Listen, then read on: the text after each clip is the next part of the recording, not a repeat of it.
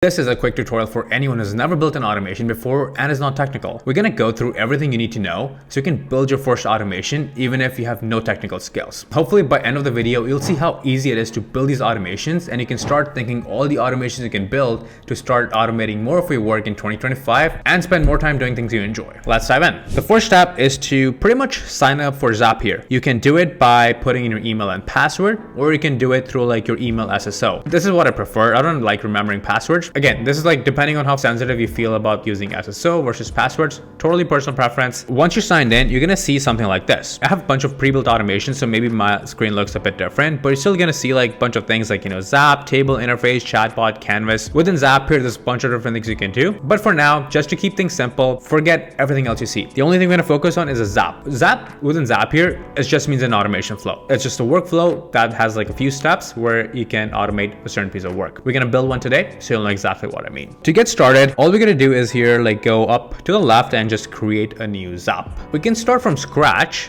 or there's an option to start with pre-built templates. So if you scroll further down, you're gonna see some option that's called like pre-built templates, or if you just go to like Zapier Explore, Zapier templates, if you Google that, you're gonna see a whole bunch of templates. If this is your first time building a Zapier automation, starting with templates is absolutely brilliant. Even if you're an expert, you start with a template and then you build on top of it. Why do work if it's already done for you? If you're in templates, you can either explore it by the roles. So like, if you're in marketing, you're project manager, you're in sales, based on your role, you have a bunch of these automations which are super popular, which a lot of people use to save their time, or you can just go by the app. So you can go to the apps and you can see like the automation for different apps. So many automations you can do with Gmail, with Outlook, with Notion, or even ChatGPT. Of course, with AI and automation, it's a big topic. So if you search ChatGPT, you'll see a whole bunch of ideas for automations of the things you can automate with ChatGPT within Zapier. You can start with a template, but if you want to start from scratch, we create a new Zap. Again, it's still easy. We do it with AI. There's a feature called Copilot, which is basically their AI where you can tell AI what automation you're trying to build and it will build a template for you. So if you can't find the template you're looking for, or you don't want to spend the time looking for the template, just ask the Copilot and it will build a template up for you. When you're on a screen to build an automation, this is what it looks like. You have this Copilot, which you can ask for building the template, and you have a thing called trigger and you have a thing called action. So trigger, it's an event that's going to trigger the automation. For example, let's say you receive a new email, that's going to trigger the automation. You upload a document to Google Drive, that triggers the automation. A new lead is added to your CRM, that triggers the automation. Someone submits a contact form on your website, that triggers the automation.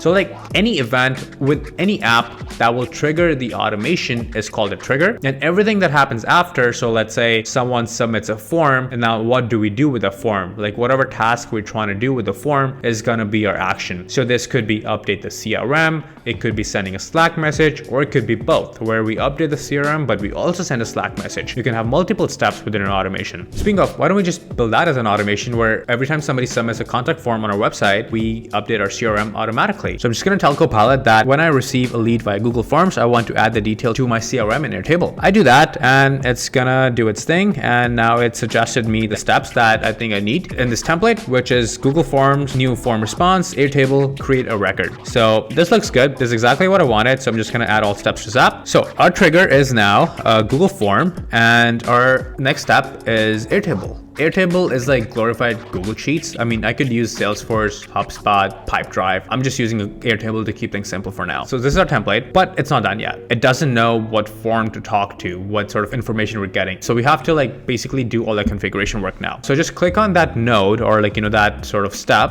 in this case, Google Form. And we have a few things that you see it's already populated. We have app, which is Google Form. We have a trigger event, which is new form response. So when you're building something from scratch, this is pretty much what we need to do, where like for every step we select the app, then we select the event we're trying to do, and then we sort of connect our accounts. It's just going to prompt you to connect your account, and then we'll have like an authentication. So you have to give permissions to Zapier so it can talk to your Google account, so it can get all the information for the form, so we can run this automation. Just read those, of course, just to make sure what you're agreeing and signing up for, but it's pretty standard for pretty much all automations. It's all safe and secure, built within the product. So just go ahead and grant permissions, and now our account is set up. For configuration, we need to tell this automation which form are we trying to use in this automation. If we just click on it, it's gonna like pull all the forms that you might have in your Google Drive, or you can just search for the one you're looking for. If you can't find it, just click on refresh. I just created one, so it's not showing up right now. I'm gonna hit refresh and now it shows up. So I'm just gonna like pick the form that I'm trying to use in this automation, and I'm gonna hit continue. So now I'm gonna test. So I'm gonna hit test just to make sure it's all connected properly. So this is like something Zapier is internally doing just to ensure that all the connections are done properly. If for any reason there is an error, you'll get a message that test did not pass, and there'll be tips to troubleshoot right there and then. So you can like read those tips and it can tell you like, maybe you should reconnect your account, or maybe like this wasn't connected properly. So you can just do that part again just to make sure it's all connected correctly. And if the test pass, it's going to automatically take you to the next step, which is where we create a new record within Airtable. As you see, again, our structure is very similar again. We have setup, configuration, test,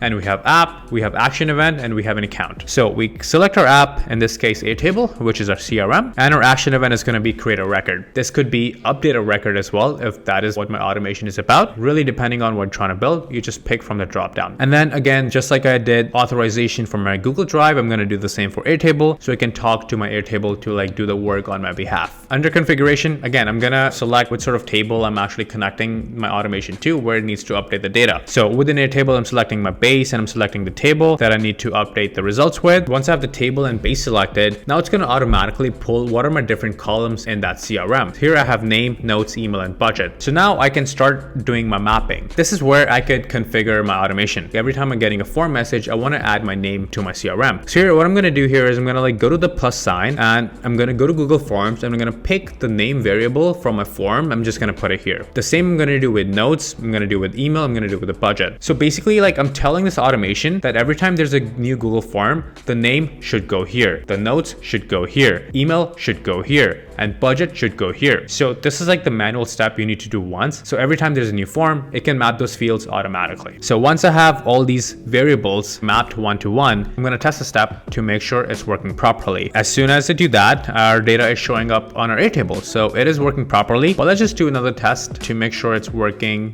with the real data, not just the test data. So I'm going to go to my form. I'm just going to put here like Taylor Swift. I'm going to put the email. I'm going to put the budget. I'm going to do this. Boom. That's it.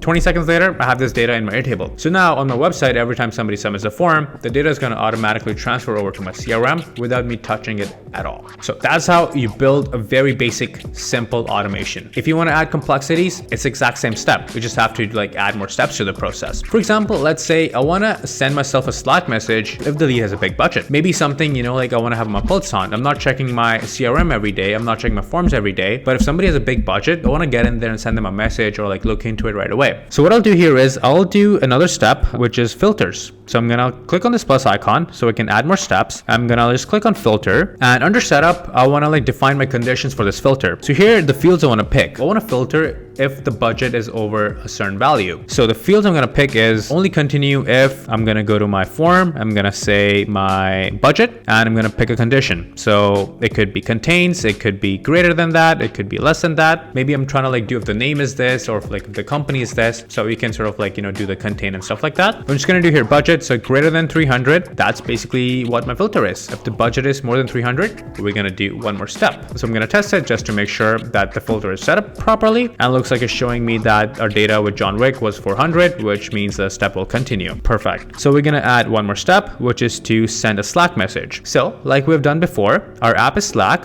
Our action event, we have a bunch to choose from. I can send a message in the channel. I can send a message to myself. In this case, I just want to send it to myself. So I'm going to send a direct message, and I'm going to connect my Slack account just so that Slack can actually send me that message. Under configuration, I'm going to pick the username. So I'm going to pick my username because I want to receive the message. This could be anyone from your team as well. So maybe you want to send it to like your sales guy or somebody else. And under message, I'm just going to say like, hey, we got a new lead. Yay. And then I'm just going to say like the name is this, and then their budget is this. So I'm just gonna say name, and then I'm gonna pick that variable from our first step so we can pull the data from that step into this step. You're seeing a whole bunch of these options. You can like always look into those, what those options are. For the most part, these are options are like just to customize your automation even more. But for basic stuff, you don't have to worry about a whole bunch of these, just whatever is required, which is gonna have an asterisk mark. So just look for those and just do those and leave everything else as is. Okay, that's it. Now we're gonna test the step. We're good to go. I have a Slack message from my Slack bot that we have a new lead called Taylor Swift with a budget of $600. Brilliant. That's our automation. But once you build the automation, don't forget to publish, because right now it's just a draft. We got that stuff because of the tests. To actually use the automation, you need to make sure you publish the automation. And when you publish the automation, the first time you do it, it's not going to have any pop-up. But the second time you do it, it's going to have a pop-up for like a version name. It's important that you actually put the right version names for it, either the things you changed or like the things you're adding. So when something does break, you can actually go back to the previous version, or you can see like what changes you made. So it's easier for you to remember what happened. So you can kind of like revert back to the previous version if something sort of wrong happens in the newer version of your automation. The other thing to note is if you go back to your Zapier home screen, you're going to see something called Zap History. So if you go to Zap History, it basically tells you all the different Zaps that you have run before. So let's say you have like 10, 20 different automations, when they ran, what happened. If something does not work, maybe you were expecting something to happen but didn't happen, you can just go back there and you can see if there are any errors that happened there. So this is like a quick way to sort of see what's going on in your Zapier automation. If there was any error that happened that sort of stopped that automation. So this is like a quick way of sort of checking what automations you were running, you know, what data was coming in, what data was going out. Just a quick little thing that you should know, even if you're beginner within like, you know, Zapier to build your first automation. This was a tutorial, a simple one where we add our lead from a Google form to our CRM and we notify ourselves on Slack if there's a lead that we really need to look after. I hope you were able to follow along. If you have any questions, just leave a comment and we'll be happy to respond back to you so we can help you build your first automation, and hopefully you can build a lot more in 2025 to automate more of your work. Give a thumbs up if the video was useful, leave a comment if you want part 2 on this, and we can build an AI automation next time, and subscribe to the channel for more AI tools and automations. We'll see you in the next one.